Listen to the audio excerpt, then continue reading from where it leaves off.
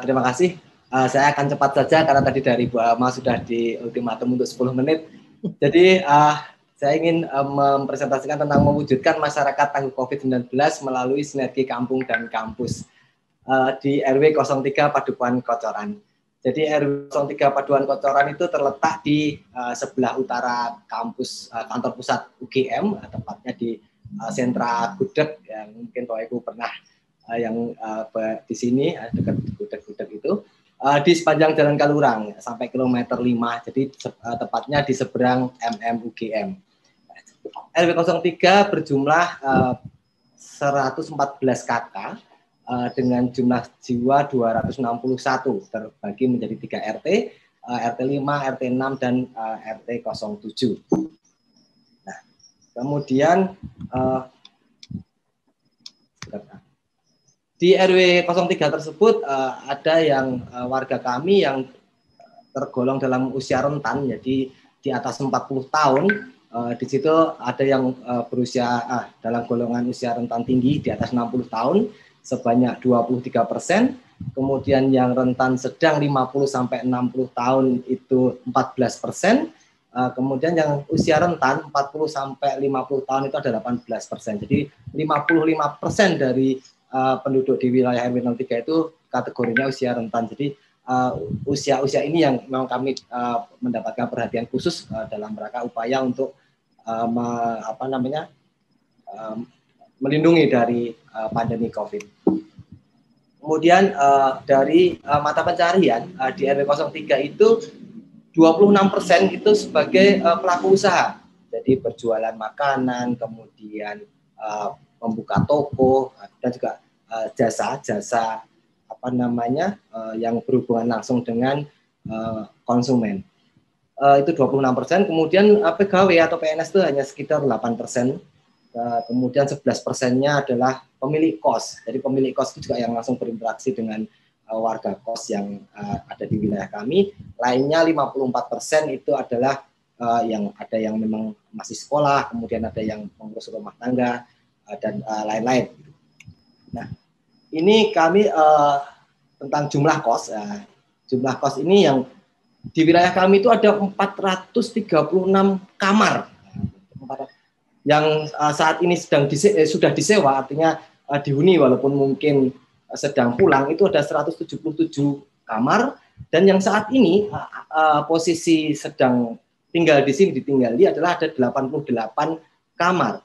Nah, Bapak Ibu bisa bayangkan seandainya di era yang normal begitu, bahwa Bapak Ibu mungkin tahu bahwa kalau untuk mencari kos di wilayah RW 03 yang begitu dekat dengan kampus itu mungkin agak sulit karena memang lokasinya mungkin strategis, jadi banyak yang memilih di tempat kami. 436 bahkan hampir 200% dari jumlah penduduk asli yang ada di wilayah kami. Jadi itu menjadi perhatian juga seandainya memang nantinya ada yang mungkin ya di istilahnya repopulasi atau mahasiswa yang akan masuk, jadi kita berupaya untuk mengantisipasi sebelumnya.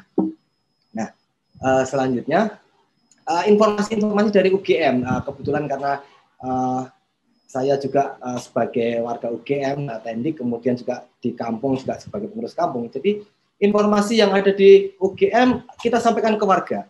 Misalnya adalah beberapa waktu yang lalu UGM saat ini memang sedang ada beberapa unit kerja yang sedang membangun gedung-gedung itu.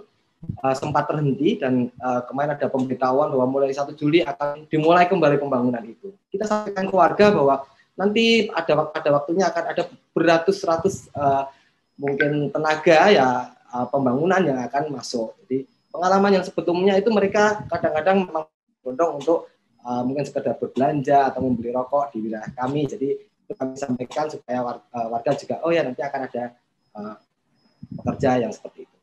Informasi yang lain adalah UGM juga mengumumkan bahwa mahasiswa yang nanti akan kembali ke UGM karena akan meneruskan pendidikannya, mereka harus membawa surat keterangan sehat dari daerah asal, kemudian mengisi form screening kesehatan, kemudian juga setelah sampai di Jogja nanti harus tes lagi di GMC atau di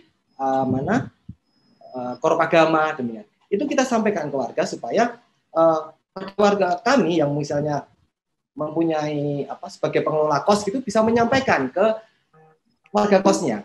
Jadi supaya mereka juga tahu bahwa pada saat mereka kembali mereka harus membawa berkas-berkas yang diperlukan. Nah, kami juga memasang pengumuman-pengumuman di tempat-tempat yang strategis, juga ada pemberitahuan resmi ke pengelola kos bahwa untuk mengingatkan kepada warganya melalui WA yang mungkin sekarang masih berada di daerahnya begitu, untuk agar nanti mereka mempersiapkan diri pada saat mereka akan kembali, yang kita belum tahu karena ini pemberitaan juga sudah dibuat sejak Juni 2020 sebelum berubah ada perkembangan yang lebih lanjut tentang perkembangan COVID ini.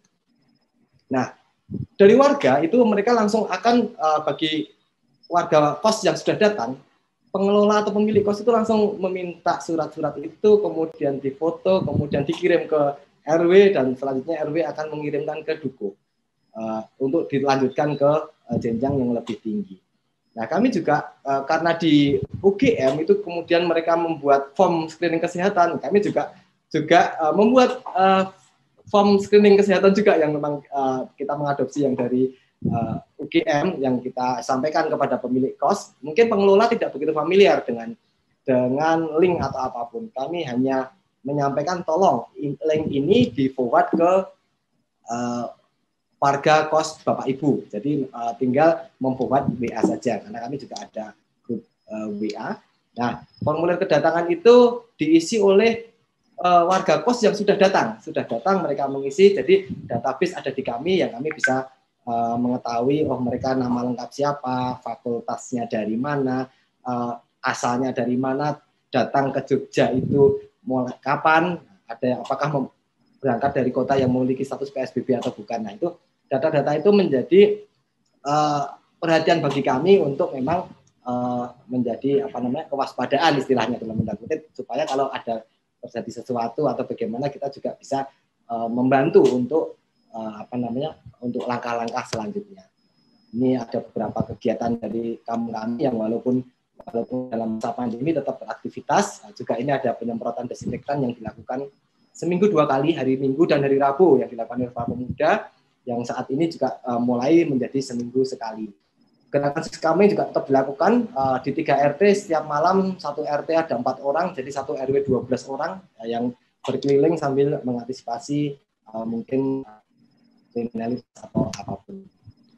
Selanjutnya adalah kami pada saat pandemi yang waktu itu musim lockdown begitu, kami berkomunikasi antar RT itu juga menggunakan radio komunikasi. Kebetulan juga terjadi kendala pada saat kami harus berkomunikasi dengan warga di RW lain. Jadi tidak terjangkau, kami harus melalui WA yang tidak bisa berkomunikasi bersamaan.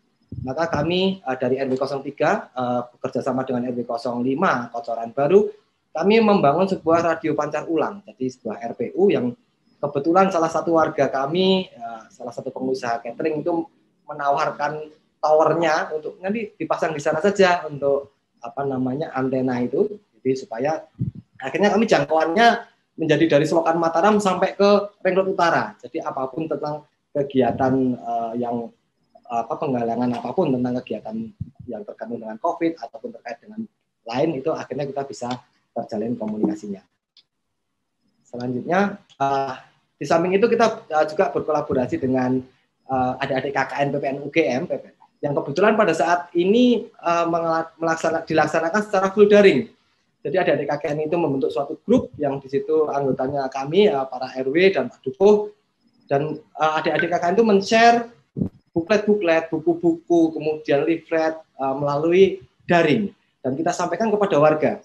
Jadi ada pertanyaan dari warga kepada kami, kita lanjutkan ke adik-adik KKN. Juga ada webinar tentang bagaimana menjadi wirausaha di masa pandemi secara online. Kemudian ada pengumuman kesehatan dari kedokteran, dari dokter gigi, dari dokter umum. Nah, itu kita sampaikan ke warga. Jadi ini sebagai sarana refreshing bagi warga yang selama ini kan bingung bagaimana literasinya untuk menghadapi pandemi ini. Selanjutnya karena memang seperti yang tadi disampaikan oleh Pak Ganjar bahwa untuk memberitahu artinya kepada warga itu agak susah bagaimana mengenakan masker segala macam. Kami juga melalui Pak Mayang waktu itu karena di UGM itu ada Satgas COVID-19. Pak Mayang, bagaimana kalau kita meminta dari Satgas COVID untuk memberikan sosialisasi kepada kami di warga tentang bagaimana bahayanya COVID, bagaimana cara penanggulannya, dan apa yang harus kita lakukan untuk mengantisipasi hal itu. Dan ternyata juga tanggapan dari Pak Dr. Rustam Majid juga baik sekali.